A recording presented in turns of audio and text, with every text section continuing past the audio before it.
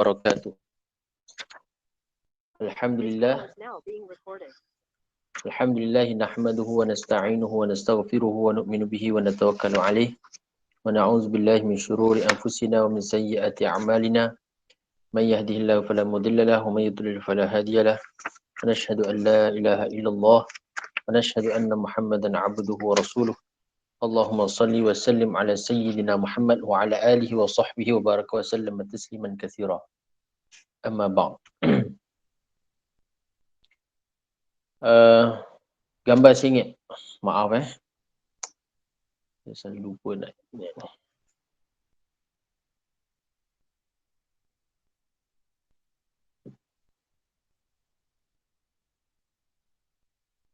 Okey. Bismillahirrahmanirrahim. Assalamualaikum warahmatullahi wabarakatuh. Diharap semua para pendengar yang dirahmati dan dikasihi oleh Allah Subhanahu wa taala dalam keadaan yang sihat walafiat. Semoga Allah Subhanahu wa taala berkati, mudahkan segala urusan kita untuk kita menghadapi bulan Ramadan dalam beberapa hari sahaja lagi yang akan berlangsung. Kita hari ini hari Sabtu, hari Ahad, Isnin malam kita dah mungkin melakukan solat sunat tarawih. Maka pada malam ini kita ambil kesempatan untuk habiskan sedikit lagi berkaitan dengan faedah-faedah berkenaan dengan bab puasa. Jadi kalau tuan-tuan puan-puan lihat berkenaan dengan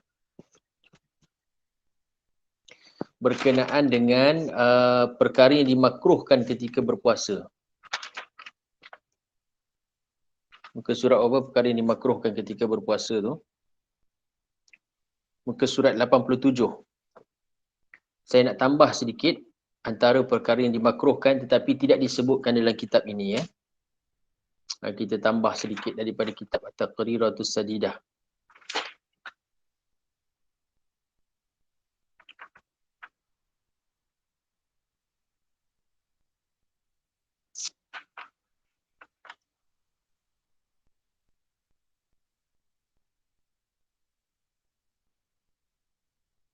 Iaitu antara perkara yang dimakruhkan ketika berpuasa, antaranya ialah disebutkan dalam kitab ini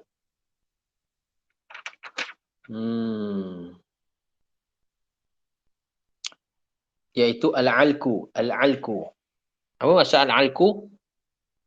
Yakni kita memasukkan sesuatu di dalam mulut kita seumpama getah dan kita mengunyah dalam mulut. Itu nama dia alku. Contoh getah lah paling mudah, sebab getah ni dia tak ada rasa. Kalau kita makan gula-gula getah, itu memang batal puasa. Kita kunyah gula-gula getah tu boleh membatalkan puasa sebab dia ada perasa dia ada perisa. Tetapi kalau getah, bila kita kunyah, ada orang dia suka kunyah getah kan? Ataupun gula-gula getah yang dah tak ada perasa dah tu. Maka mengunyah getah tersebut tanpa sebarang hajat, hukumnya adalah makruh. Tapi kalau gula-gula getah memang batal lah puasa. Sebab dia ada perasa yang akan masuk ke dalam kerongkong kita. Itu antaranya. Jadi tuan-tuan perempuan boleh catat dalam kitab tu, boleh tambah. Antaranya lagi yang dimakruhkan ialah iaitu kita meluahkan air selepas berbuka puasa. Contoh kita nak buka puasa ni, dah yakin dah masuk waktu.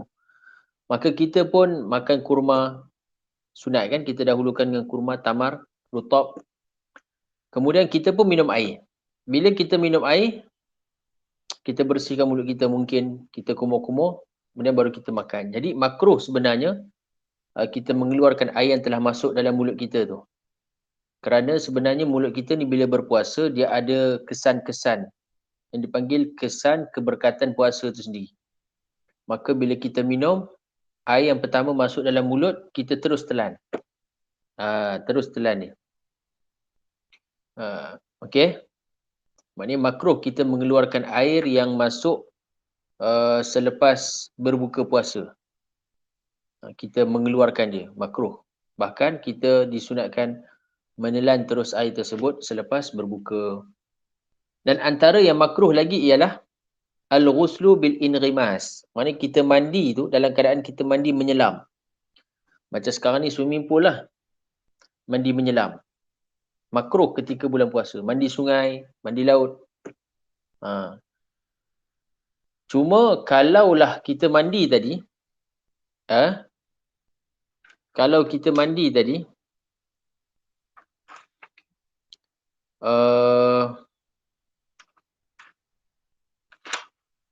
ketika mandi,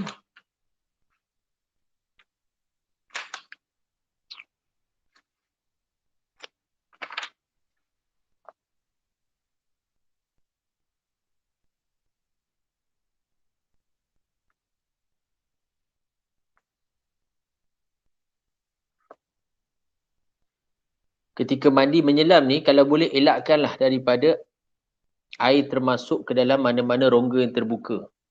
Rongga terbuka maksud telinga, hidung, mulut kita.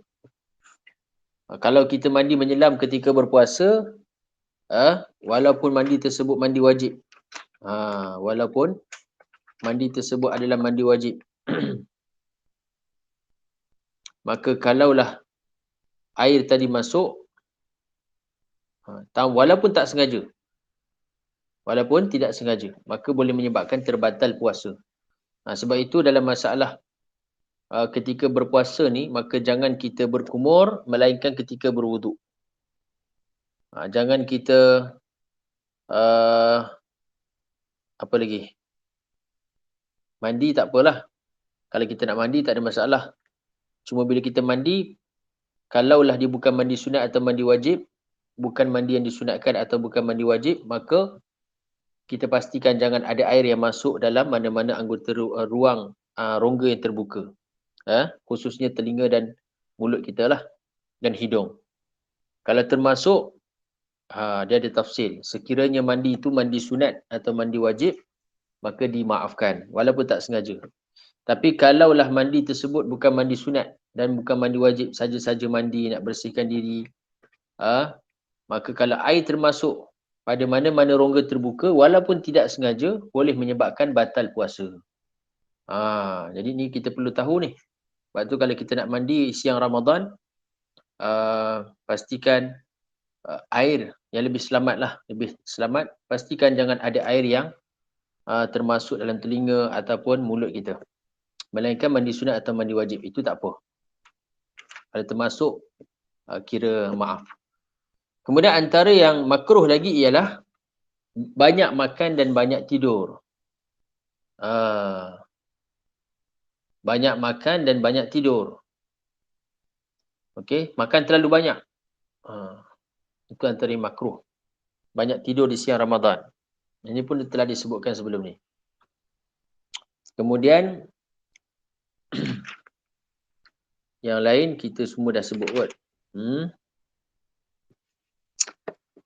Okey, jadi kita buka. Satu lagi nukhamah dalam masalah perkara yang membatalkan puasa. Dalam masalah perkara yang membatalkan puasa, muka surat 91. Okey, muka surat 91 ya, muka surat 91. Disebutkan perkara yang membatalkan puasa kan.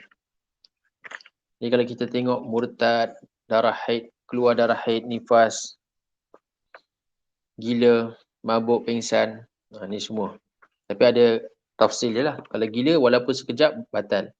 Mabuk dan pingsan ni secara umumnya dia hanya membatalkan puasa kalau seharian penuh. Daripada subuh sampai maghrib. Baru batal.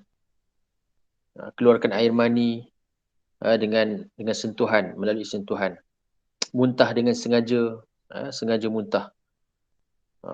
Okey.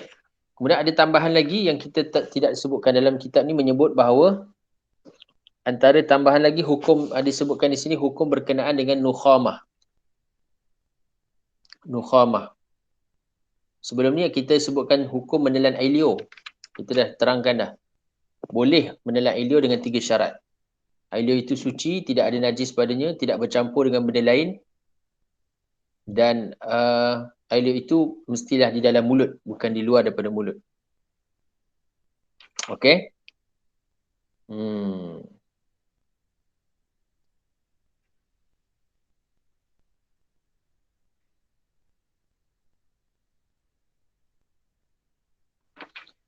Dalam masalah muntah tadi, suka untuk kita ingatkan apa itu muntah.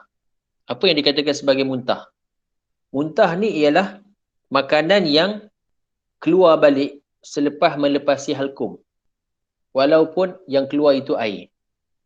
Okey, kita faham molek ni. Tentang muntah. Apakah definisi muntah?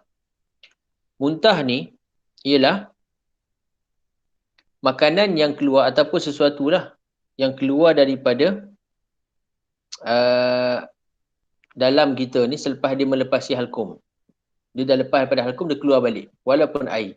Walaupun yang keluar tu belum lagi berubah rasa dan warnanya.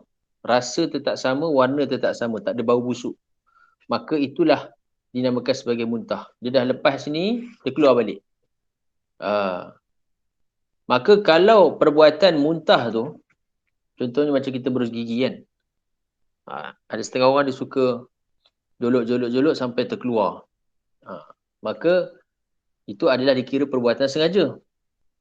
Maka kalau dia melakukan perkara tersebut di siang Ramadan, boleh batal puasa dia. Sebab apa?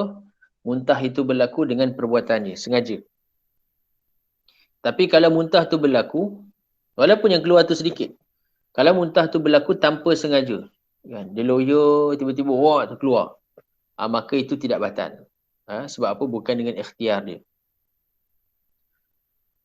Dan apabila satu orang ni muntah, ini hukum secara umum tentang taharah. Bila muntah, maka mulut dia bernajis. Muntah tu kan najis. Muntah bayi najis. Sebab tu kalau ibu yang menyusukan bayi ataupun anak-anak masih kecil,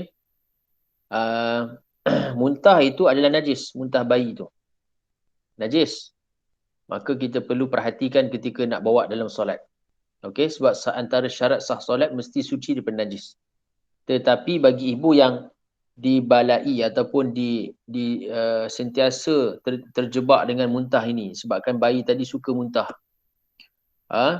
maka diberi kemaafan. Diberi kemaafan pada sedikitnya muntah tersebut. Dan sedikit ni berbezalah mengikut keadaan orang. Ada orang bayi dia terlalu banyak sangat muntah, jadi sedikit yang dimaafkan tu taklah sama kadar dia seperti mana sedikit bayi yang kurang muntah. Okey, kadar dia tu tak sama, kuantiti tu. Cuma kita nak beritahu bahawa muntah tu najis. Kalau boleh, bila kita nak sembahyang, bersihkan daripada muntah tersebut dengan dibasuh menggunakan air mutlak yang mengalir. Maka bila muntah tadi ada dalam mulut kita, kita dah muntah, wajib untuk kita bersihkan. Contoh kalau kita nak sembahyang, kita baru lepas muntah, kita nak sembahyang, boleh tak terus sembahyang? Tak boleh. Sebab mulut kita masih bernajis. Dan dalam mulut ni, kalau dalam bab solat, dikira sebagai anggota zahir yang mesti suci daripada najis dalam mulut ni. So, bila kita nak sembahyang, kita wajib bersihkan. Dan bila kita bersihkan, bukan sekadar kita kumur, bahkan wajib mubalaghah. Maknanya kita masukkan air, sampai betul-betul mubalaghah, sehinggalah semua dalam mulut kita tadi, yang hak zahir ni bersih. Kita bersihkan. So, kalau orang puasa, dia muntah, dia kena wajib bersihkan mulut dia sebab nak sembahyang kan. Jadi, dia wajib mubalaghah. Sedangkan asal orang puasa ni, dia tak boleh mubalaghah ketika kumur. Ketika wudu. Kumur ketika wudu. Tetapi disebabkan mulut dia bernajis, maka dia wajib mubalaghah. Sebab bersihkan najis tu adalah tuntutan yang utama untuk syarat sah solat. Maka dia wajib mubalaghah. Bila mubalaghah, tiba-tiba contoh tertelan air, maka tidak mengapa, dimaafkan. Dalam masalah membersihkan najis di dalam mulut. Sebab apa? Sebab ketika bersihkan najis dituntut mubalaghah berlebihan, maka bila diberi kebenaran untuk mubalaghah, kalau tertelan, dimaafkan. Okey? Dimaafkan. Beza dengan ketika kumur berwudu. Sebab apa? Memang tak dituntut mubalaghah. Bila tak dituntut, maknanya tak diberi izin. So, kalau kita buat juga tertelan, maka batallah puasa. Itu kaedah dia. Okey?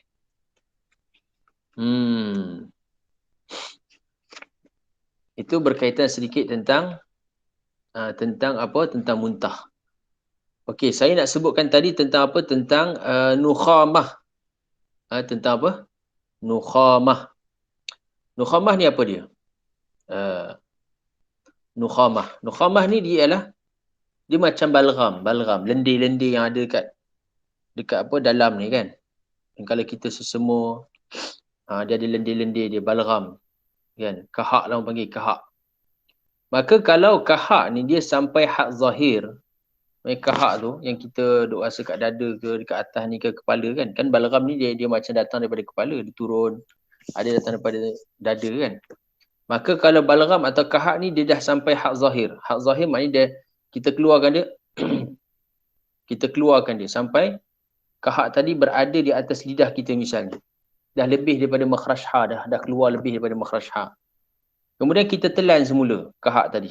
Maka hukum dia boleh membatalkan puasa. Hukum dia boleh membatalkan puasa. Dia beza dengan ailio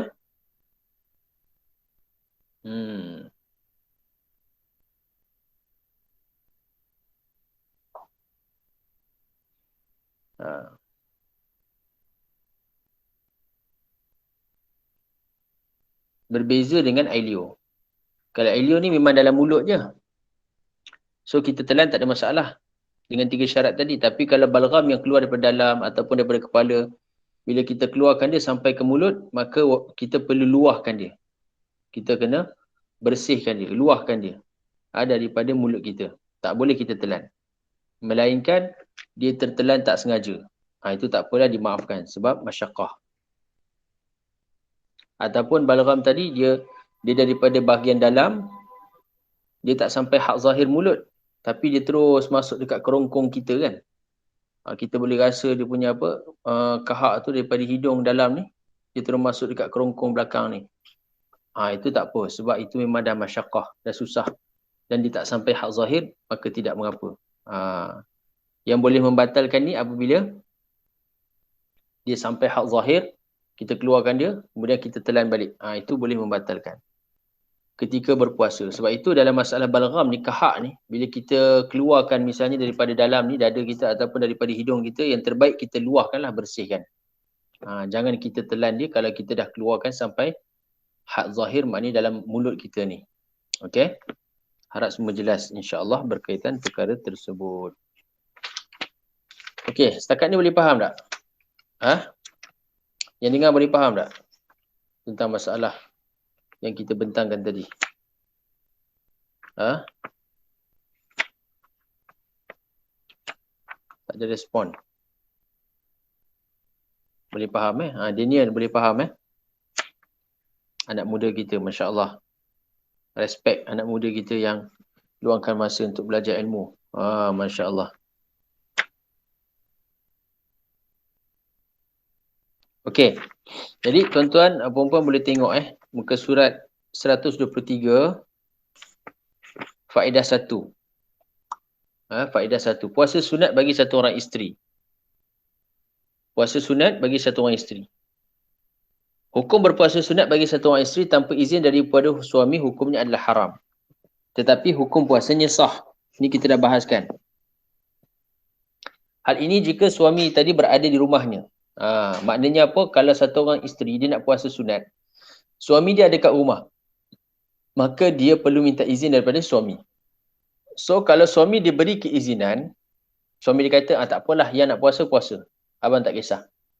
Suami dia beri izin, maka barulah dia boleh puasa. Kalau suami dia tak bagi izin, maka dia tak boleh puasa.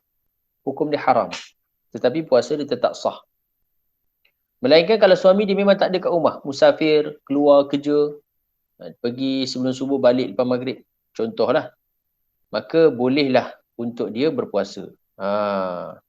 Okey, dalam masalah puasa sunat bagi isteri ni perlu jelas. Kalau puasa wajib pula macam mana? Puasa qada ni, wajib ni pun isteri dia kena minta juga izin daripada suami. Kalaulah waktu untuk qada tu masih panjang. Tapi kalau waktu untuk qada tu dah singkat, misalnya dia ada 7 hari untuk qada. 7 hari puasa qada yang perlu diselesaikan, hutang dia. Dan ada 7 hari lagi nak masuk bulan Ramadan. Kalau dia tak selesaikan, maka akan menyebabkan puasa itu tertangguh.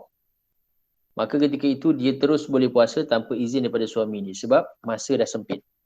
Okey? Tapi kalau masih lagi panjang, masih sekarang ni bulan Syawal misalnya, maka dia nak puasa qada, minta izin pada suami dia. Itu sebagai satu perkara yang wajib. Dia kena minta izin daripada suami dia. Okey? Seterusnya, cara mengqada puasa Ramadan. Jika seorang memiliki tanggungan qada puasa Ramadan, cara yang lebih utama mengqadanya secara berturut-turut sampai selesai. Dalam masalah qada puasa, kalau contoh dari 10 hari, dia nak qada berturut-turut pun boleh, terpisah-pisah pun boleh. Tidak ada masalah. Itu secara ringkas je lah kita sebut. Faedah ketiga, membatalkan puasa. Jadi kita baca sekali lalu, tuan-tuan perempuan, boleh baca dengan detail. Kalau tak faham, boleh tanya. Puasa sebab kita nak ringkaskan masa kita, tak banyak. Faedah yang ketiga ialah membatalkan puasa fardu atau solat fardu. Boleh tak kita batalkan puasa fardu atau solat fardu? Bila dia berkaitan dengan fardu, satu orang tu dah mulakan puasa dia, solat dia, maka haram dia batalkan. Haram dia batalkan. Okey, itu jelas.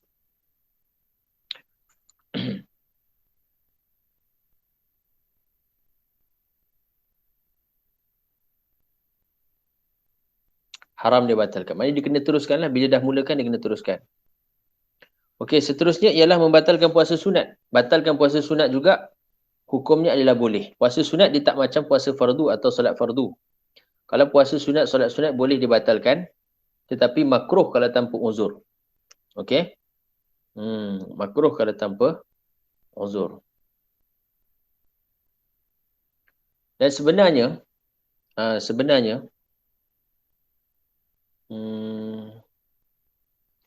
bila satu orang tu dia batalkan puasa fardu,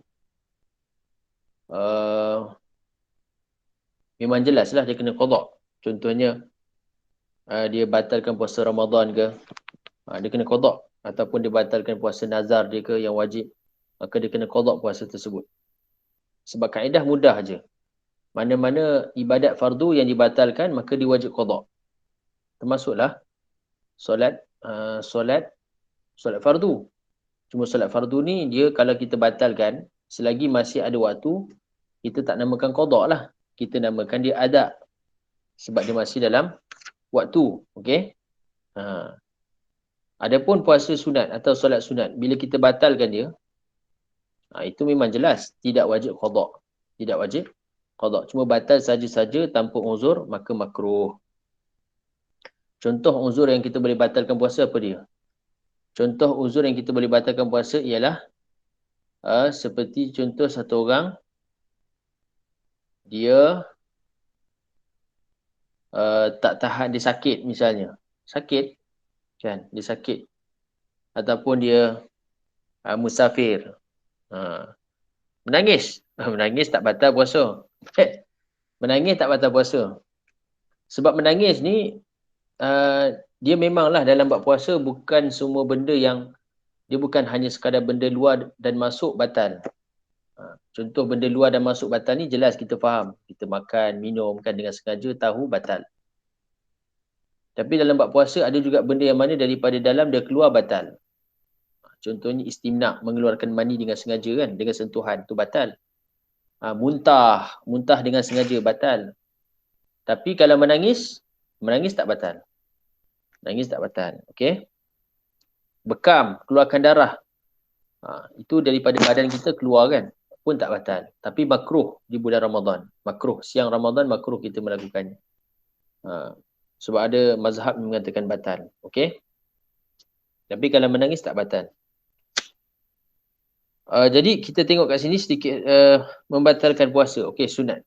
Kemudian hukum membatalkan ibadah. Boleh tak kita batalkan ibadah? Jadi kalau ibadah tersebutlah fardu ain, macam solat fardu, haram batalkan dia. Termasuk dosa besar.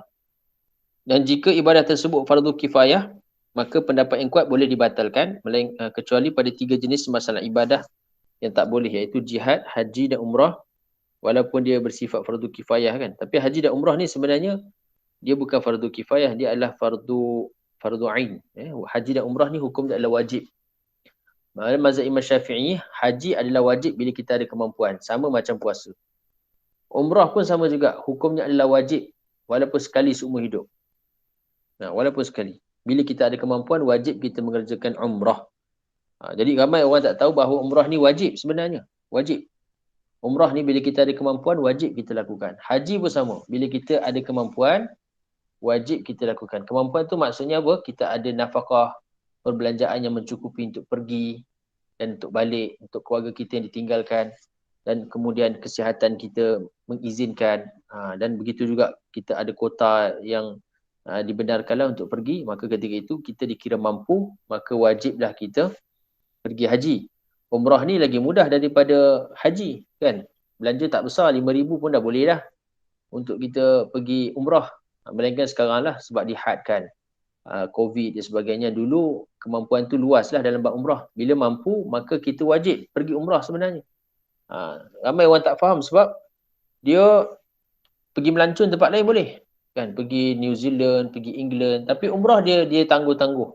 Sedangkan umrah tersebut wajib bila dia dah ada kemampuan. Maka dia wajib tunaikan sebenarnya. Dan dia mati pula tanpa sempat mengerjakan umrah. Maka waris dia nanti kena buat badal umrah untuk dia. Sebab dia memang berkemampuan ketika masih hidup. Itu hutang dia dengan Allah Ta'ala. Okey. Seterusnya ialah faedah 5, hukum membatalkan puasa. Okey. Kemudian masalah-masalah dalam puasa tu tuan-tuan perempuan boleh baca. Itu mudah saja soal jawab tu sambil-sambil kita duduk-duduk makan kan. Duduk kat depan kita boleh baca. Kalau tak faham nanti boleh tanya. Jadi kita nak sebut tentang 130, muka surat 130 ni. Berbuka dan sahur sebelum dan setelah masuk waktu ni kita dah bahaskan sebelum ni tentang perkara tersebut. Kalau kita berbuka puasa tiba-tiba ternyata bahawa belum lagi masuk waktu maghrib, maka batal puasa kita kan, wajib imsak. Begitu juga ketika sahur, kita sahur ingatkan waktu masih subuh, belum subuh, rupanya dah masuk subuh, yakin dah, maka ketika tu batal lah puasa kita, wajib qada. Tapi kalau syak, maka syak tidak membatalkan puasa. Kita syak mana? Aku tadi sahur waktu dah masuk subuh ke belum? Maka syak itu tidaklah membatalkan puasa. Dalam bab batal puasa ni, kalau kita ragu-ragu, dia tidak batal. Contohnya masa kita mandi tadi, tadi rasa macam mandi biasalah, bukan mandi sunat atau mandi wajib. Air tadi masuk ke telinga aku ke tak masuk? Dia syak. Maka syak tidak membatalkan puasa. Begitu juga dalam masalah, tadi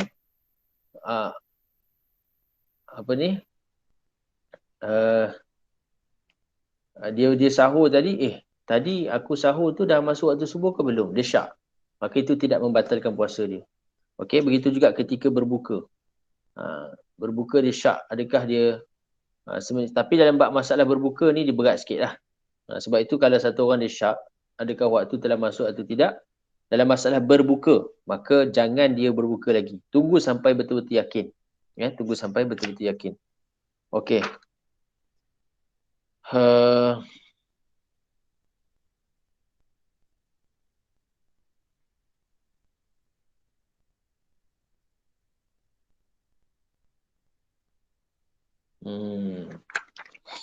Faedah yang kedua, kita baca sikit muka surat 132.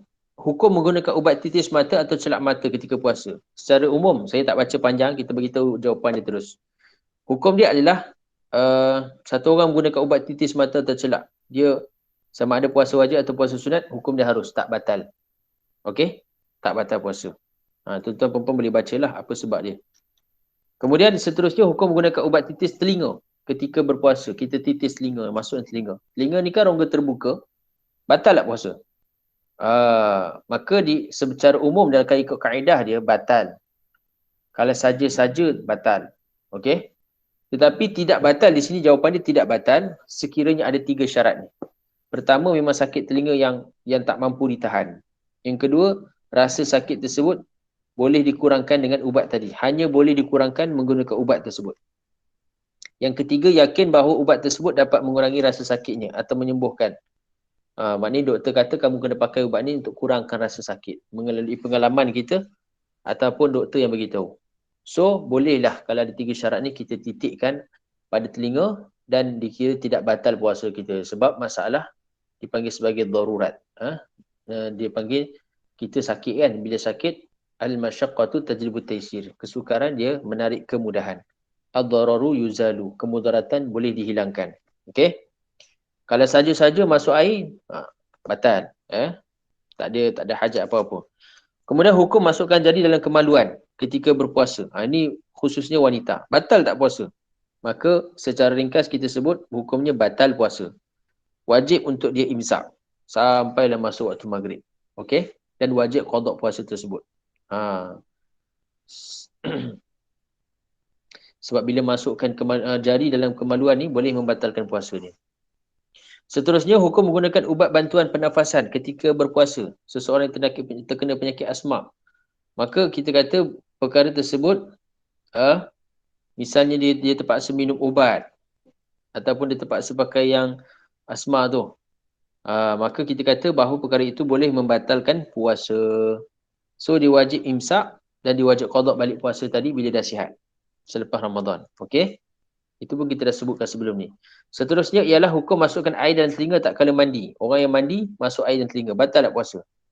Maka kita tengok. Kalau mandi tu mandi wajib atau mandi sunat, maka tidak membatalkan puasa kalau masuk tidak sengaja.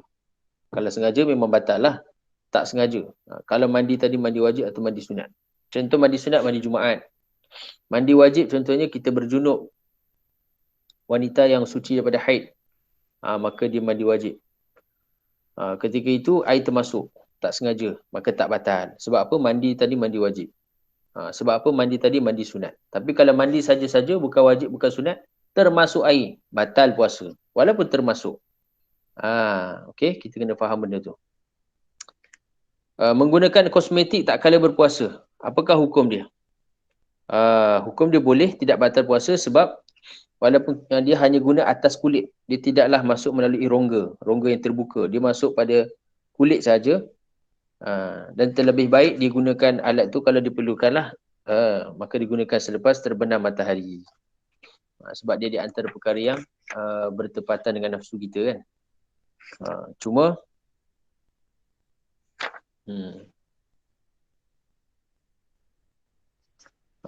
kalaulah dia make up ni, sebenarnya make up kosmetik ni tak boleh perempuan gunakan untuk selain mahram dia atau suami. Yang boleh digunakan untuk suami ataupun mahram dia sahaja. Itu jelas. Sebab wanita ni dia boleh berhias untuk suami dia atau mahram dia sahaja. Adapun dia berhias untuk orang lain haram. Begitu juga kalau dia memakai minyak wangi untuk orang lain. Dia pakai minyak wangi yang tak kuat tak apalah. Untuk diri dia saja kan. Tapi kalau kuat tu, jadi apa sebab dia pakai kuat-kuat? Supaya orang lain bau lah. Orang lain itu siapa? Orang lain itu bukan suami dia. Bukan mahram dia. Maka berdosa. Dia pakai minyak wangi itu berdosa. Sebab orang perempuan kalau pakai minyak wangi yang kuat ataupun dia memakai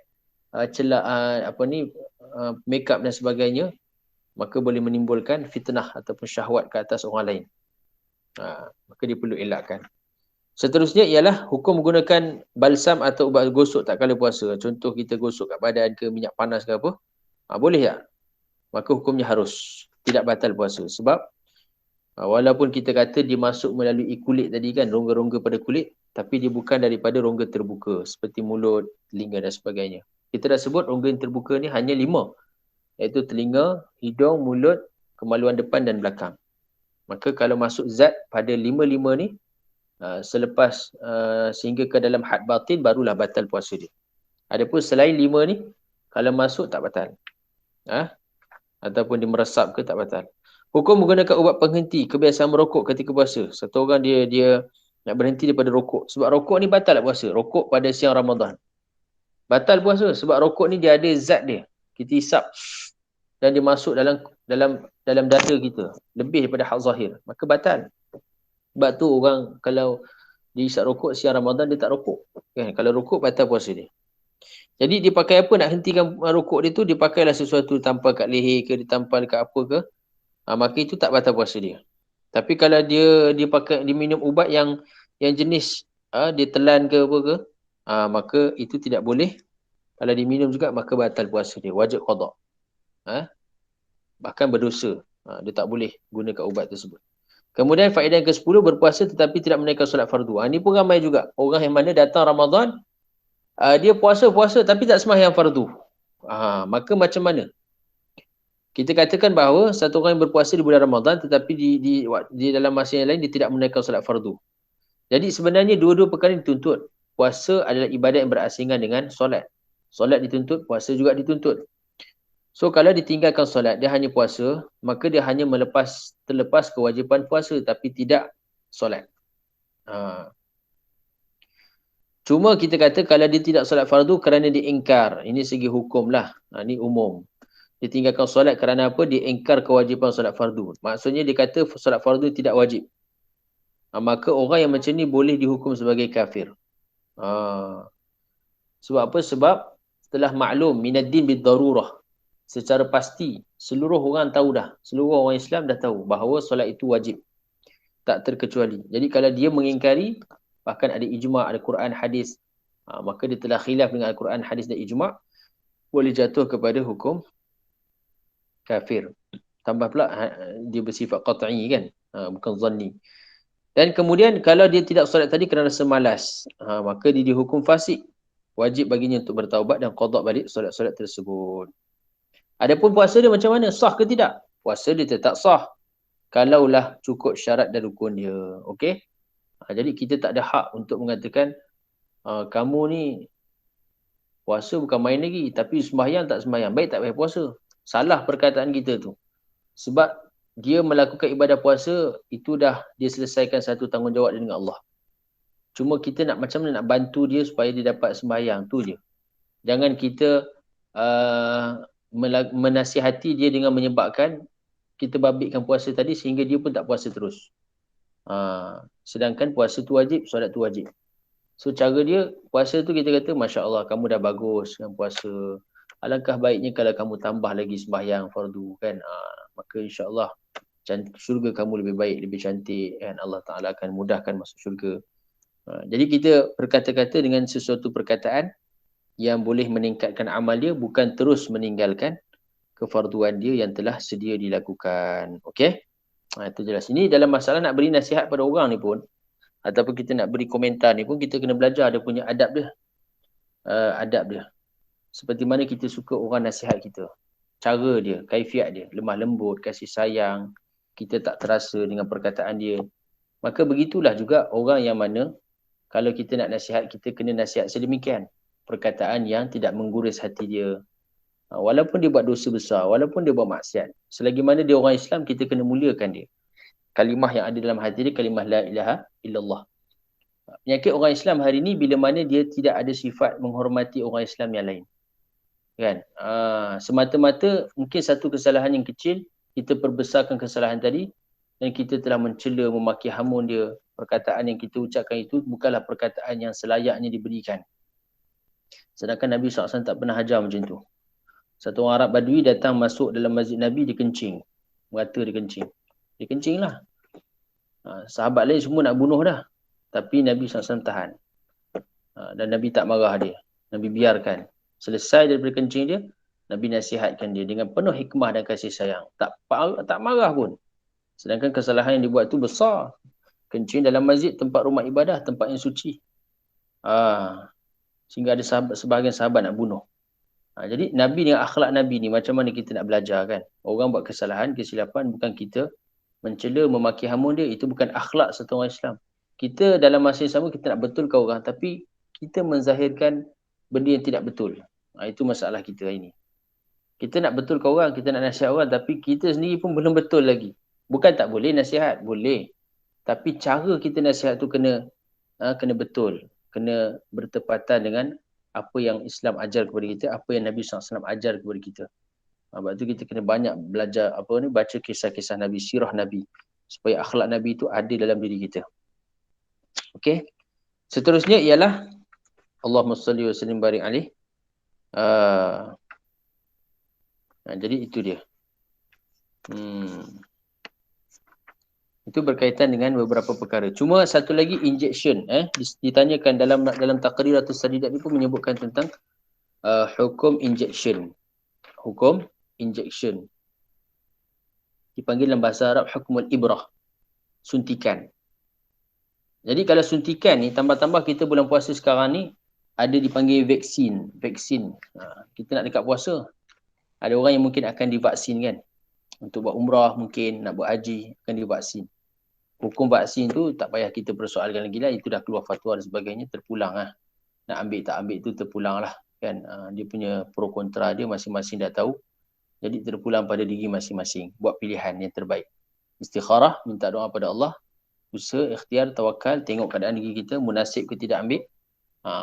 Kalau perlu ambil, ambil. Kalau rasa tak perlu ambil, tak payah ambil. Tak payah salahkan orang yang nak ambil. Okey? Dan tak perlu salahkan orang yang tak nak ambil.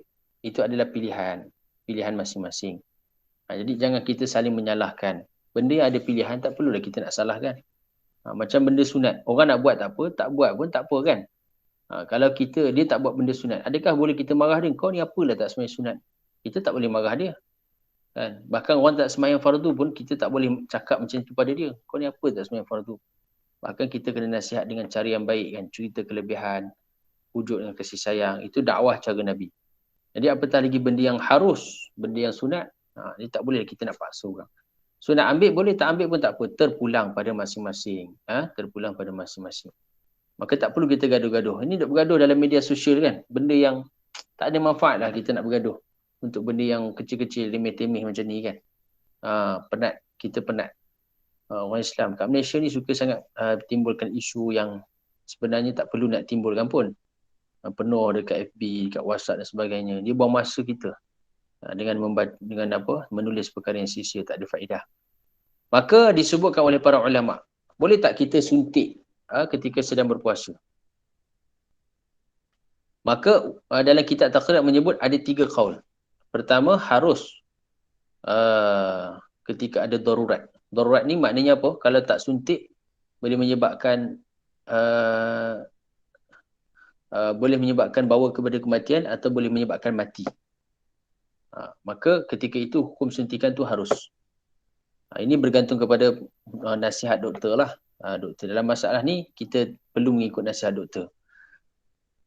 Okey, kalau kita suntikan tu doktor perubatan, kan, kita tanyalah doktor yang bahagian perubatan. Itu ahli dia. Tapi kalau suntikan tu daripada mungkin rawatan tradisional ke apa ke, maka kita tanyalah orang ahli dia. Masing-masing ada ahli dia masing-masing.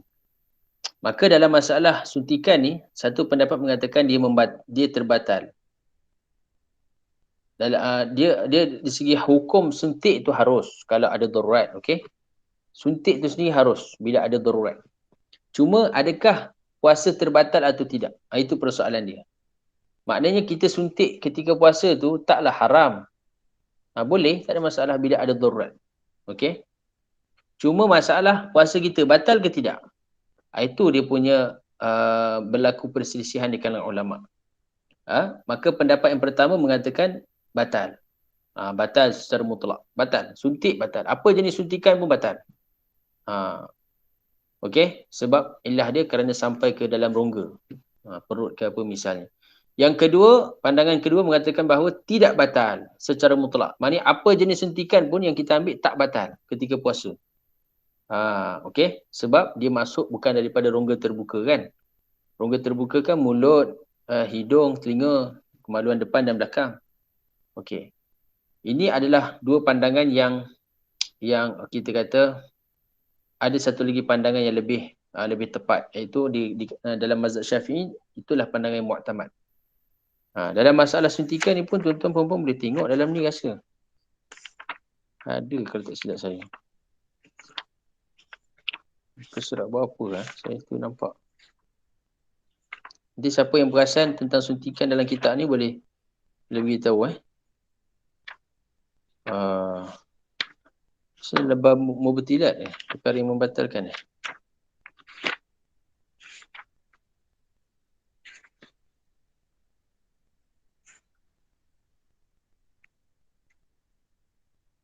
ni dia. Muka surat 108. Muka surat 108. Okey. Tuan-tuan boleh tengok. Bagaimanakah hukum menggunakan jarum suntik pada saat berpuasa? Apakah hal tersebut boleh membatalkan puasa? Boleh menggunakannya jika dalam keadaan darurat. Dan mengenai membatalkan puasa ada 3 pandangan di kalangan ulama. Pertama, batal puasa. Yang kedua, tidak batal puasa. Okey. Dan yang ketiga, inilah yang mu'tamad dalam mazhab Syafi'i. Bila sebut yang kuat maknanya yang mu'tamad lah. Iaitu apa dia? Kalau disuntikkan itu adalah berupa cairan, makanan. Makanan lah, berupa makanan. Maka itu boleh membatalkan puasa. Tapi kalau yang disuntikkan itu bukan merupa makanan, tetapi dia adalah ubat. Jadi yang nak mengesahkan makanan ataupun ubat ni, makanan ni maksud dia boleh memberi kekuatan kepada kita, tenaga, itu maksud dia. Tapi nak mengesahkan makanan ataupun tidak, maka itu doktor lah. Maka kalau doktor kata dia ubat, maka kita akan tengok juga, ubat ni adakah disuntik pada rongga yang terbuka, pada urat yang berongga ataupun pada otot. Kalau disuntik pada urat yang berongga, maka boleh menyebabkan batal. Kalau disuntik pada otot, maka tidak batal puasa. So, kalau kita kena suntikan, kita tanyalah doktor tu. Tapi biasa doktor takkan jawab lah. Yang dia suntik je, dia pun banyak kerja lain nak kena buat kan. So, cara dia macam mana? Bila kita boleh tanyalah secara tidak langsung kan. Adakah suntikan itu dia merupakan ubat ataupun menguatkan tenaga kita kan, makanan sebagainya. Kalau dia kata ubat, maka kita tanyalah adakah suntikan itu pada urat yang berongga ataupun pada otot. Kalau dia kata pada otot, okey, sah. Maknanya atas pendapat muktamad tidak batal. Okey. Tapi kalau bukan pada otot, pada urat yang berongga, maka boleh membatalkan puasa. Cuma ulama katalah, bila kita dalam masalah suntikan ni, kalau boleh elakkan waktu siang, elakkan waktu siang. Sebab ada ulama yang kata batal tadi kan. Jadi kita elakkan, nak keluar daripada khilaf yang mengatakan batal, sunat hukum dia, maka kita elakkan waktu siang. Tapi kalau terpaksa juga ambil waktu siang, kita boleh pastikanlah adakah suntikan itu membatalkan atau tidak. Kalau membatalkan, maka kita wajib imsak, nanti kita qada semula selepas Ramadan. Tapi kalau tak batal, maka kita teruskan puasa kita macam biasa. Dalam bab insulin ni kebiasaan secara umum sama juga dalam masalah ni. Dia termasuk dalam khilaf juga. Ada sebagian ulama kata batal, ada sebagian kata tak batal. So untuk mengambil jalan selamat, kita kalau terkena insulin ni, maka kencing manis kan, kita inject lah sebelum saat kita tak berpuasa. Maksudnya sebelum subuh ataupun lepas berbuka, lepas maghrib, sebelum tidur. Tapi dinasihatkan dengan saranan daripada para doktor lah. Waktu-waktu tu kita ubah sikit. Ada orang dia kena insulin 1 kali sehari, ada orang mungkin 2 kali, ada orang 3 kali. Jadi kita bagi tahu para doktor yang memantau kita tu, bahawa saya akan nak berpuasa, maka waktu nak ubah sikit. Nanti dia akan bagilah waktu yang sesuai mengikut keadaan status kita ni, tahap kencing manis kita ni. Sebab dia setiap orang dos dia tak sama kan. Maka jadi kalau kita buat sendiri bahaya juga. So kita tanya nasihat para doktor, sebab mereka lebih arif tentang perkara tersebut. Baik, ada soalan nak ditanyakan pada malam ini? Okay, setakat ni kot pada malam ni kita pun dah capai 10.30. Saya rasa dah tak ada apa yang mungkin terlepas. Kalau tuan-tuan perempuan nak tanya, tadi ada soalan Allahumma salli ala Muhammad, kita tengok. Ustaz, kalau suami dia dah meninggal macam mana Ustaz? Suami meninggal tu maksudnya bila tu? Suami dah meninggal dalam masalah apa tu? Ustaz, bagi nombor 6, membatalkan puasa iaitu berkata kotor, adakah sama dengan caci maki atau sebut perkataan mencarut kata-kata tak elok seperti mana biasa kita dengar dari kawan-kawan? Ya. Di bulan Ramadan, kita kalau kita berkata dengan perkataan yang caci maki, perkataan mencarut dan sebagainya, itu semua boleh membatalkan pahala puasa. Bukan membatalkan puasa, puasa tak batal. Sebab kita dah sebut tentang membatalkan puasa dia dua. Satu, membatalkan pahala sahaja, puasa tak batal. Satu lagi, membatalkan pahala puasa itu sendiri. Okey? Jadi dalam masalah berkata kotor, mencarut dan sebagainya, ini boleh menghilangkan pahala puasa. Sebab itu orang puasa elakkan daripada perkataan tersebut. Sebenarnya bukan itu sebab kita dikira sedang beribadah. Bila kita sedang puasa, sedang ibadah. Maka kalau kita melakukan sesuatu perkara yang haram, yang mana tidak membatalkan puasa lah, tetapi dia haram, maka dia boleh mengurangkan pahala ibadah yang kita sedang lakukan. Bahkan boleh menghabiskan. Okey? Jadi kalau kita tak berpuasa sekalipun, memang kita dilarang daripada mencarut, caci maki dan sebagainya, haram kan. Apatah lagi sabbul muslim fusuk, Nabi kata mencaci maki orang Islam ni adalah hukumnya jatuh fasik. Wa qitaluhu kufrun. Okey. Jadi kita tak disarankan. Bahkan kita orang Islam sepatutnya kena jagalah benda ni kan. Kita orang Melayu ni kalau bab berkata-kata ni kadang-kadang melepas kan. Kita suka melepas. Tulisan pun sama juga. Kadang-kadang kita dah tak ada etika lagi dengan orang Islam. Sebenarnya bukan dengan ulama' je kita kena jaga adab. Bahkan dengan setiap orang Islam yang ada kalimah la ilaha illallah.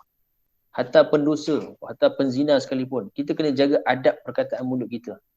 Jangan kita mengatakan sesuatu yang boleh menyakitkan hati dia. Walaupun dia orang yang berzina. Walaupun dia orang yang penjenayah besar sekali macam mana pun. Itu adab dia.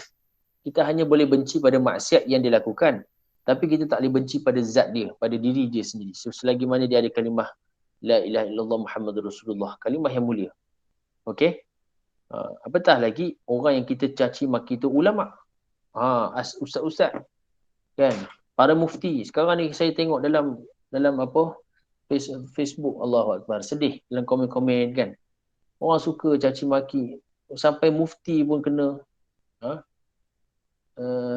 Tuan guru yang dah berusia Masya Allah yang sibuk dengan agama pun kena kutuk, kena maki.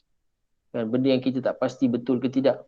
Benda yang kita tak tahu, kita senyap daripada berkata-kata tentangnya. Tak perlu kita nak mencaci maki orang lain.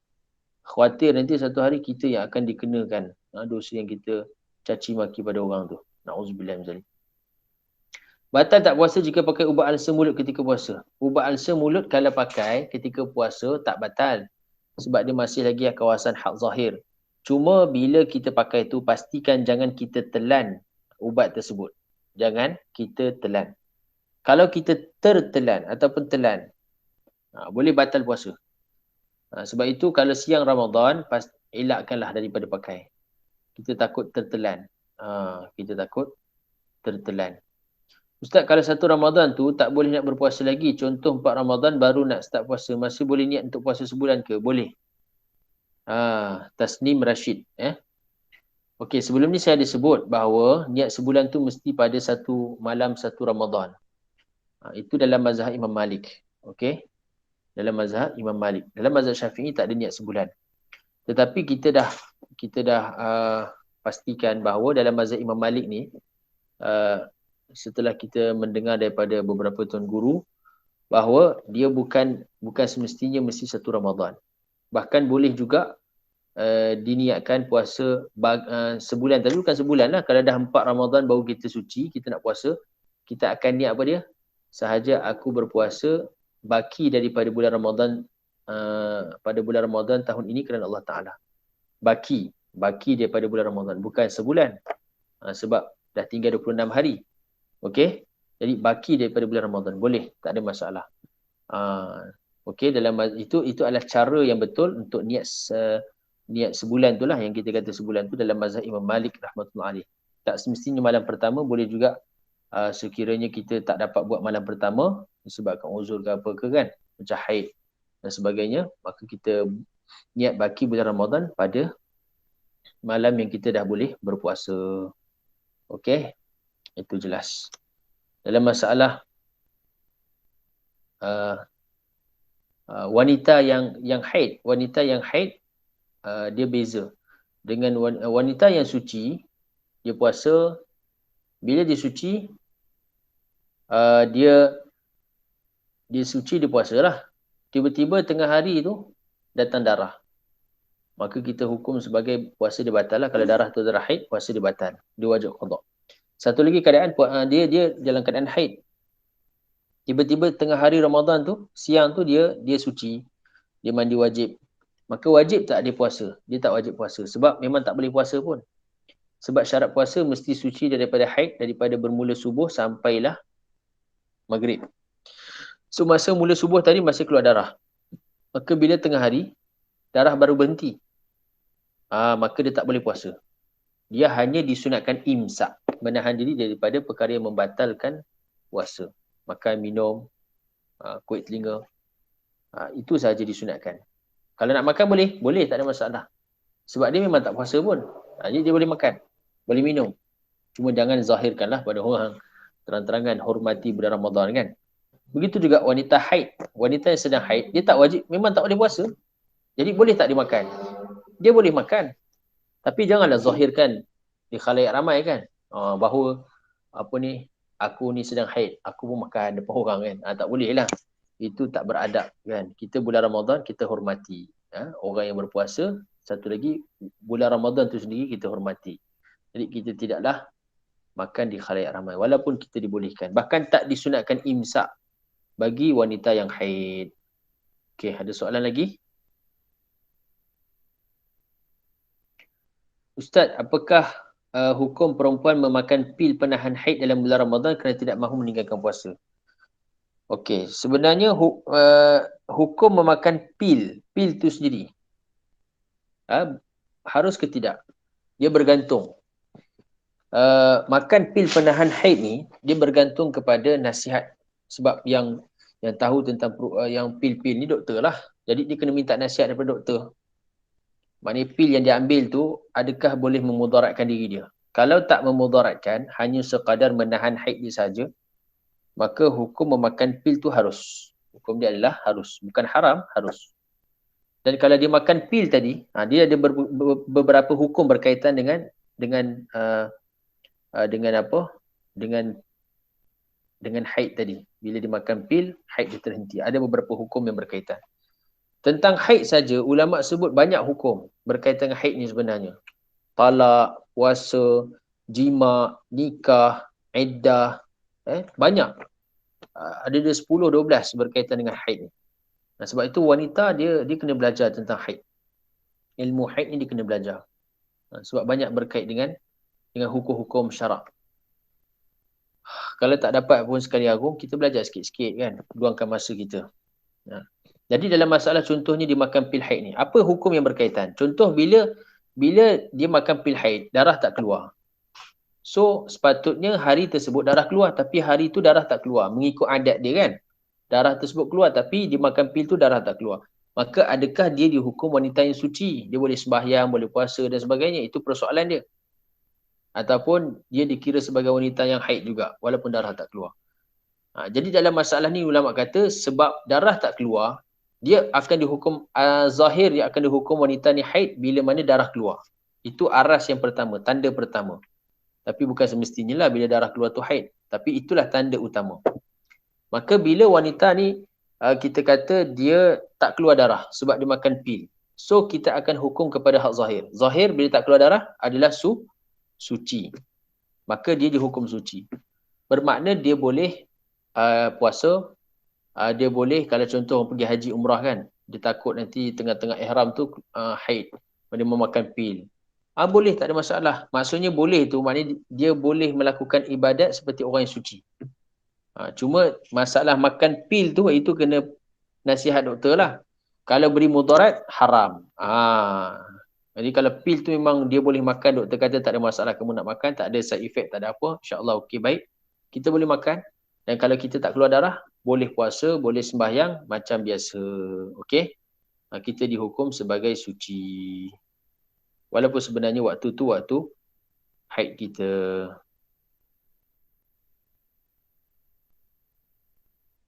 Kalau ikut adat sebelum ni. Assalamualaikum Ustaz Afwan, nak tanya sekiranya kita dah niat puasa sebulan, adakah boleh setiap malam niat puasa juga walaupun dah niat untuk sebulan puasa? Ini kena faham. Nur Saudah Omar. Kena faham bahawa apa dia? Niat puasa sebulan bukan mazhab Imam Syafi'i, dia mazhab Maliki. Kita dah sebutkan tadi. Okey?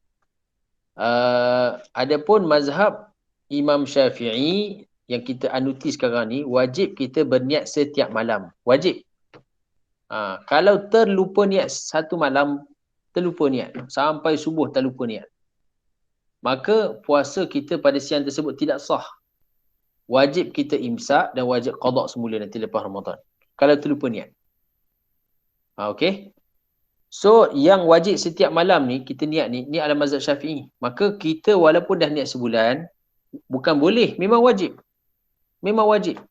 Bukan boleh setiap malam niat puasa juga. Maknanya memang wajib setiap malam kita niat puasa juga. Walaupun dah niat sebulan untuk puasa. Wajib, memang wajib. Bukan masalah boleh ke tak boleh, memang wajib. Sebab kita mazhab Syafi'i, rukun puasa adalah niat. Dan setiap hari itu adalah ibadat yang berasingan. Bila ibadat berasingan, niat dia pun kena niat yang berasingan. Tak bolehlah niat semalam kita pakai untuk esok punya. Tak boleh. Sebab besok puasa lain. Hari ni puasa lain, semalam puasa lain. Apa dalil dia? Kalau contohnya kita puasa hari ni, tiba-tiba puasa hari ni batal. Semalam puasa batal tak? Mana ada batal kan? Maknanya apa? Hari ni dengan semalam, ibadat yang berasingan. Bila ibadat yang berasingan, maka setiap daripada ibadat tu kena ada niat dia masing-masing. Bila waktu niat dia? Waktu niat dia dilakukan pada waktu malam. Iaitu setelah terbenam matahari, masuk maghrib sampailah subuh. Waktu dia panjang. Okey? Mana-mana waktu tu kita boleh niatkan.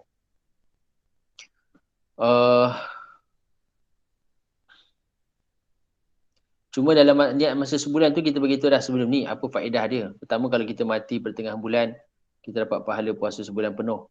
Yang kedua, kalau kita terlupa mana-mana malam untuk niat, maka puasa kita itu dikira sah atas mazhab Imam Malik, tetapi disarankan juga kita qada puasa tersebut. Sebab mazhab Imam Syafi'i kata tak sah. Untuk keluar daripada khilaf. Ada soalan lagi? Ustaz, kalau seorang dari tanah air pukul 3 petang bertolak ke Jeddah sampai pukul 6 petang waktu sana. Sedangkan waktu Malaysia sudah pukul 9 malam.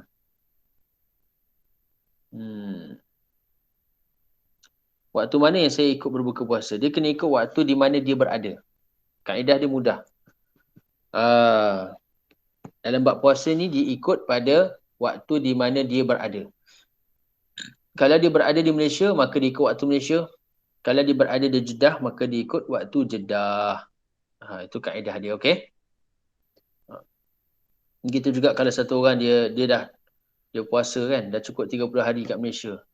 Tiba-tiba dia terbang kat Jeddah, orang sana belum lagi cukup 30 hari, tengah puasa lagi. Kat sini dah malam, dah raya dah, malam raya. Kat sana, sampai-sampai siang. Contohlah, kita kata contoh. Belum lagi habis puasa. Maka wajib diimsak. Walaupun dia dah berbuka puasa contohnya, ataupun dia dah habis puasa dekat Malaysia, dia tengok kat sana, orang sana masih lagi puasa. Siang kan, contohnya. Maka dia wajib imsak, dia wajib menahan diri pada perkara yang batalkan puasa. Ustaz, macam mana nak konsisten ibadah untuk dapat Lailatul Qadar? Kena tambah atau boleh buat termampu je? Okey. Jadi, dalam bab ibadat ni, Nabi ajarkan kita untuk buat tadrij. Maknanya sedikit demi sedikit.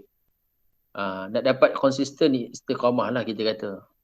Dipanggil apa? Istiqamah khair min alfi karamah. Istiqamah ni lebih baik daripada 1000 karamat. So, macam mana kita nak buat istiqamah ni? Kita kena mulakan sebelum Ramadan lagi lah. Dan dia perlu kepada satu latihan. Latihan. Jadi macam mana kita nak dapat istiqamah dalam amal ni? Pertama, salah satu dia saranan saya baca kitab Ta'lim Fadail Amal. Iaitu kita baca hadis-hadis yang berkaitan dengan kelebihan-kelebihan dari sudut ganjaran pahala dan sebagainya berkaitan dengan sesuatu amalan. Kita sembahyang duha dapat apa? Kita buat ni sembahyang dapat apa? Antara kitab yang disarankan baca ialah Fadilat Amal karangan Syekh Muhammad Zakaria rahmatullahi alaih. Dalam tu ada fadilat solat, fadilat zikir, fadilat Quran, fadilat Ramadan. Okey? Maka bila kita luangkan masa setiap hari lebih kurang 10-15 minit baca hadis-hadis Nabi, keterangan-keterangan dalam kitab tersebut, dia akan memberi semangat kepada kita. Macam kita nak berniaga lah. Kalau kita berniaga, tak ada mentor yang boleh naikkan semangat kita. Kadang-kadang kita pun down. Betul tak? Kita tak ada circle group yang positif yang boleh meningkatkan semangat kita. Kita pun akan lama-lama mundur dan akan hilang customer kita. Jadi sebenarnya dalam ibadah macam tu juga. Pertama, kita cari suasana yang baik. Kita tahu kita tak mampu seorang-seorang, kita cari suasana yang baik. Yang kedua, kita carilah kawan-kawan yang baik. Kawan-kawan yang baik yang kalau kita kawan dengan dia, dia boleh suka ajak kita kepada kebaikan. Jom kita baca Quran, jom kita tadarus, jom kita Lailatul Qadar. Buatlah grup karkuzari ataupun laporan-laporan tentang ibadah kan. Ini kau sembahyang bukan kita nak menunjuk, tapi supaya kita dapat sama-sama semangat kan untuk tingkatkan kebaikan kita. Orang nak kata apa tu katalah kan. Kita buat ni demi untuk berlumba-lumba kebaikan. Okay, kemudian kita baca kitab Fadhil Amal tadi. Itu hadis-hadis berkaitan dengan amal, kelebihan amal. Dan kita buat sedikit demi sedikit. Maksudnya apa? Dan Lailatul Qadar ni, dia ulama kata kita akan dapat apa dia? Kita akan dapat sebab malam Lailatul Qadar ni masuk pada terbenam matahari waktu maghrib. malam tu bermula terbenam matahari. So terbenam matahari waktu maghrib. Jadi waktu maghrib tu, paling kurang kita sembahyang maghrib berjemaah, sembahyang isyak berjemaah, sembahyang tarawih berjemaah, sembahyang witir berjemaah, sembahyang subuh berjemaah. Sebab habis Lailatul Qadar setelah masuknya waktu subuh. Tanazzalul malaikatu waruhu fiha bi'izni rabbihim min kulli amr, salamun hiya hatta matla'il fajr. Sampai terbitnya fajar shadiq. Jadi waktu dia panjang nak dapatkan tu qadar. So, yang paling minimal kita dapatkan setiap malam, cara dia, ulama kata, iaitu maghrib mesti kena jemaah. Kalau lelaki ya. Isyak berjemaah. Tarawih berjemaah. Witir berjemaah. Dan kita buat salat subuh juga berjemaah. Ni setiap malam kita jangan tinggal. Daripada malam pertama sampai 30 Ramadan. Kemudian, bila masuk 10 malam akhir, kita tambahkan tahajud kita. Kalau dah boleh buat malam 1 Ramadan pun dah bagus dah. Satu hari buat 2 rakaat tahajud. 2 rakaat kan. Kan kita bangun sahur. Kalau kita bangun sahur, takkanlah 2 rakaat tak sempat. Bangun sahur sempat. Rugi lah kita.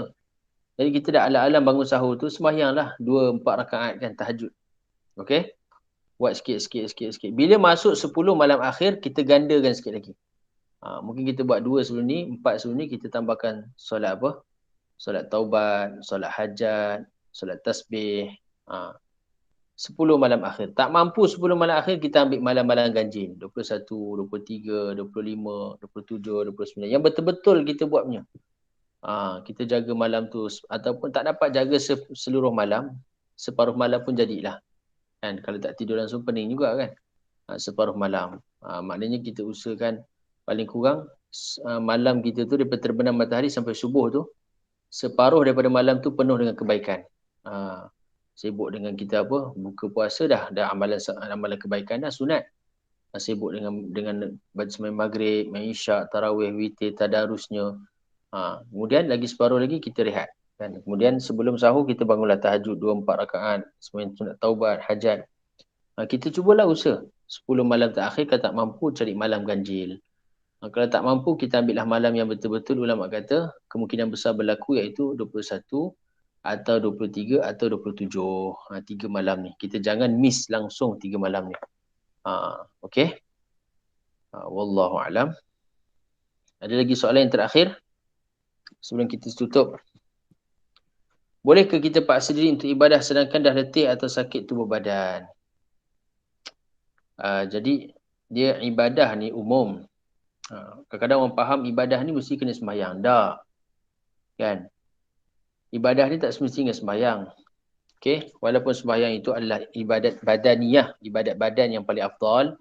Tapi kalau satu orang tu diuji dengan kesakitan, diuji dengan kelemahan pada tubuh dia, mungkin tak sama sihat macam orang lain. So macam mana cara dia? Dia boleh ibadat dengan banyakkan selawat. Dia boleh ibadat dengan banyak istighfar. Kan bila kita gerakkan bibir selawat ni, dia kira zikir. Zikir tu kira ibadah. Dia tidaklah memberi kesan pada tubuh badan kita. Sambil-sambil kalau contoh wanita haid, kan, nifas, haid. Dia tak boleh nak sembahyang. Tarawih tak boleh. Isyak maghrib tak boleh. Kan. Baca Quran tak boleh. So apa yang dia nak kena buat? Dia banyakkan selawat. Maknanya dia buatlah azam. Untuk malam tu dia habiskan 1000 kali selawat. Kalau tak buat azam memang tak dapat. Untuk malam tu dia cuba habiskan 1000 kali istighfar. Mudah aja. Sambil-sambil kita petik tasbih digital tu. Selawat dah dapat dah 1000. Sambil-sambil tu kita tasbih, tahmid, tahlil kan. Itulah ibadahnya bagi para wanita yang haid atau nifas. Ataupun disediakan masak makanan untuk orang berbuka. Dia dapat pahala juga. Sediakan makanan untuk berbuka puasa. Okey.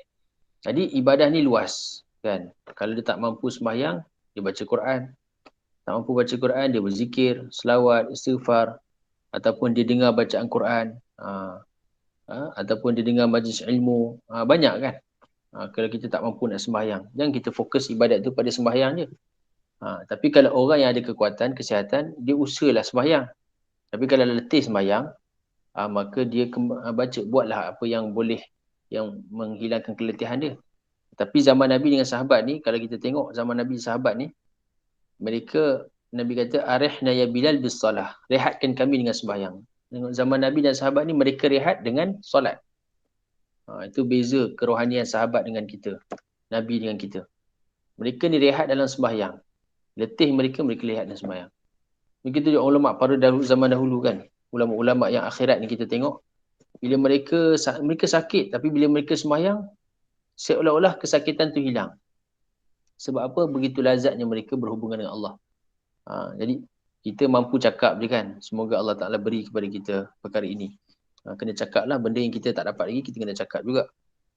Saya pun yang bercakap ni berhajat pada perkara tersebut. Iaitu nak dapatkan kekhusyukan, kelazatan dalam solat ni memang makan masa.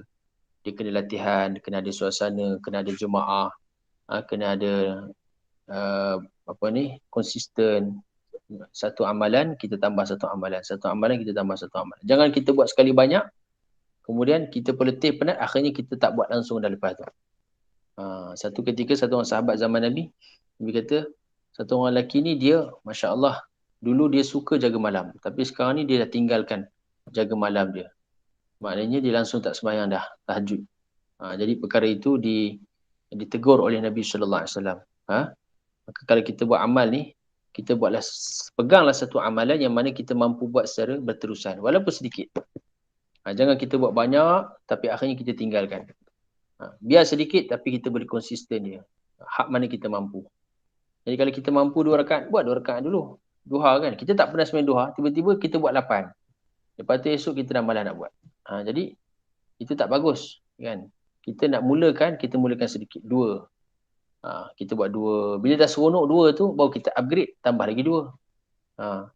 Kemudian bila dah okey lah 4 rakaat tu, baru kita tambah lagi 2. Tengok kemampuan kita tu bila kita dah ada semangat. Jadi semangat ni nak konsisten macam mana?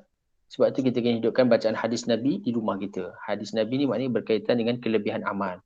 Tuan-tuan, perempuan beli kitab Fadilat Amal. Banyak orang yang mana baca kitab ni konsisten setiap hari 5, 10 minit, 15 minit. Alhamdulillah Allah Ta'ala beri kesan pada hati dia untuk dia jaga sembahyang berjemaah, dia jaga sembahyang sunat, dia jaga baca Quran, zikir dia, dia hantar anak dia belajar hafiz Quran, dia sungguh-sungguh dapat jaga di bulan Ramadan. Berkat apa?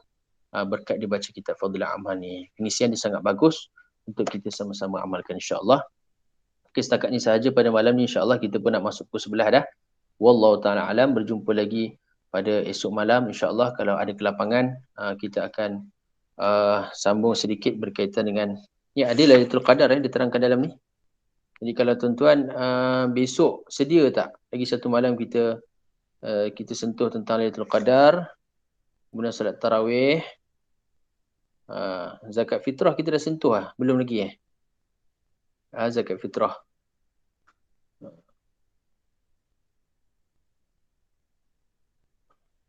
Kalau tuan-tuan sedia esok kita sentuh yang hak baki ni. Jadi kita akan sentuh lah. Kalau tak kita buat soal jawab je insya-Allah. Okey, kita sentuh besok lagi yang berbaki Lailatul Qadar, solat tarawih dan zakat fitrah sewaktu dengannya. Wallahu alam bissawab. Jadi tuan-tuan, kita cuba hadirlah esok insya-Allah seramai mungkin untuk malam terakhir kita, mudah-mudahan sebelum Ramadan ni Allah Ta'ala beri kekuatan kepada kita. Memang kita perlukan satu suasana macam kita hadir kelas ni kan. Walaupun kita jauh-jauh kan. Tapi bila kita hadir, kita dengar kebaikan-kebaikan, kita dengar benda-benda yang meningkatkan semangat, kita dapat dengar berkaitan dengan hukum-hukum, hadis-hadis Nabi dan sebagainya. Jadi benda tu dia menaikkan gairah kita, semangat kita. Kita perlukan benda ni. Jadi benda ni kita kadang-kadang tak dapat daripada diri kita sendiri. Kita perlu orang yang mendengar, orang yang bercakap. Kita dengar percakapan dia. Kadang-kadang dengan kita sendiri bercakap, macam saya ni kan, kita bercakap. Bila kita bercakap, kita sendiri pun ada semangat untuk buat. Sebab kita cakap benda yang sama, benda sunat, benda disunatkan. Lama-lama bila kita cakap, ya aku ni cakap kat orang, ajar orang, tapi aku sendiri kalau tak buat, rugilah aku. Kan? Datang perasaan macam tu. Sebab tu benda yang mana ulama kata kita nak buat, benda tu kita kena selalu cakapkan. Macam orang meniaga tuan-tuan, orang meniaga, dia akan selalu cakapkan aku nak dapat target 1 juta kan sales, aku nak dapat 300,000. Dia cakapkan pada punya downline dan sebagainya. Itu sebagai satu kata-kata semangat yang akhirnya dia pun akan terdapat inspirasi untuk dapatkan perkara tersebut. Sebab aku ni cakap kat orang tapi aku sendiri tak buat. Rugi aku. Kan. Benda ni kena cakap. So bila kita dah belajar ni, kita boleh ajarkan juga, cakapkan kepada kawan-kawan kita kan, perkara-perkara yang disunatkan, terutamanya khususnya di bulan Ramadan ni. Dan kita yang bacaan paling mudah lah, simple, Fadilat Amal. Itu kitab Fadilat Amal, tuan-tuan boleh dapatkan kat Shopee pun ada jual. Boleh bacakan di bulan Ramadan insya-Allah. Saya pun baca setiap malam dengan keluarga kita untuk kita punya pengisian rohani kita. Kadang-kadang kita pun lemah walaupun kita mengajar orang kadang-kadang, tapi kita pun Allah uji juga kan manusia. Nabi pun kadang-kadang down kan dan sebagainya. Maka Allah datang hiburkan Nabi dengan wahyu, dengan malaikat. Kita pun perlu hiburan yang meningkatkan semangat. Kita manusia memang ada perasaan begitu. So kita kena ada satu apa dia lagi yang boleh menaikkan semangat kita, memberi cahaya hati kita, memberi kekuatan, melainkan hadis Nabi dan Al-Quran. Kata-kata yang mana tidak ada keraguan. Bila kita baca hadis Nabi, Allah akan beri ketenangan, Allah akan beri kekuatan kepada kita. Secara tidak langsung sebenarnya kita sedang berkata-kata dengan Nabi sallallahu alaihi wasallam dan kita sedang mendengar nasihat Nabi. Ini satu perkara yang sangat mahal yang Nabi tinggalkan kepada kita, Al-Quran dan hadis Nabi sallallahu alaihi wasallam. Maka jangan kita tinggalkan, jadikan bacaan harian kita di rumah kita bersama keluarga. Wallahu alam. أقول قولي هذا وأستغفر الله لي ولكم ولسائر المسلمين والمسلمات فاستغفروه إنه غفور رحيم. بسم الله الرحمن الرحيم. اللهم انفعنا ما علمتنا وعلمنا ما ينفعنا وزدنا علما. اللهم فقهنا في الدين وعلمنا التأويل وصلى الله على سيدنا محمد وعلى آله وصحبه وسلم والحمد لله رب العالمين. Assalamualaikum warahmatullahi wabarakatuh. Berjumpa pada esok hari insya-Allah waktu yang sama. Sekiranya diberi umur yang panjang dan ada jodoh sama kita insya-Allah. Baik.